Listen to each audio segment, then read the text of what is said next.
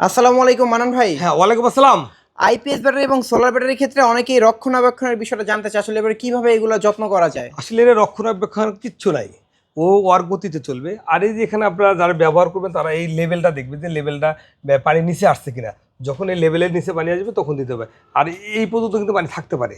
এই লেভেল নিচে আসলেই তখন আপনি দিতে হবে। উপরে থাকলে কোনো সমস্যা নাই। তো এটা কিন্তু সোলার ব্যাটারি। সোলার ব্যাটারির ক্ষেত্রে হলো ৫ বছর গ্যারান্টি। ৫ বছরের মধ্যে কোনো সমস্যা হইলে আপনারা আমাদের সাথে যোগাযোগ করবেন বা আমাদের কাছে নিয়ে আসবেন। নিয়ে আসলে এটা চেঞ্জ করে নতুন একটা ব্যাটারি দেবো। আর যদি পানি শুকায় যায় সেই ক্ষেত্রে আপনার এলাকায় যে কোনো পার্শ্ববর্তী দোকানে যা জিজ্ঞেস করবেন যে পানিটা শুকায় গেছে বা একটু সমস্যা হয়েছে, তাদের থেকে পানি দিয়ে নিতে পারবেন। আর এই পানিতে কিন্তু কোনো সমস্যা নেই। এটা শোধন করা আছে। আপনার শরীরে বা কোথাও লাগলে কোনো পুড়ে দেওয়ার ভয় নাই, কোনো সমস্যা নেই।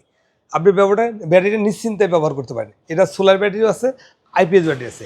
আইপিএসের ক্ষেত্রে ২৪ মাস, সোলারের ক্ষেত্রে ৫ বছর গ্যারান্টি নেবেন। আপনাদের আর প্রোডাক্টগুলো বাংলাদেশের যে কোনো এলাকা থেকে কিন্তু আপনারা কালেকশন করতে পারেন। যারা বড় বড় হোলসেলার বা ডিস্ট্রিবিউটর আছে তাদের কাছে আছে। আর যদি একান্ত আমার থেকে নিতে চান, আমার স্ক্রিনে নাম্বার থাকবে, নাম্বারে ফোন কল করে বাংলাদেশের যে কোনো প্রান্তে নিতে পারেন। আসসালামু আলাইকুম।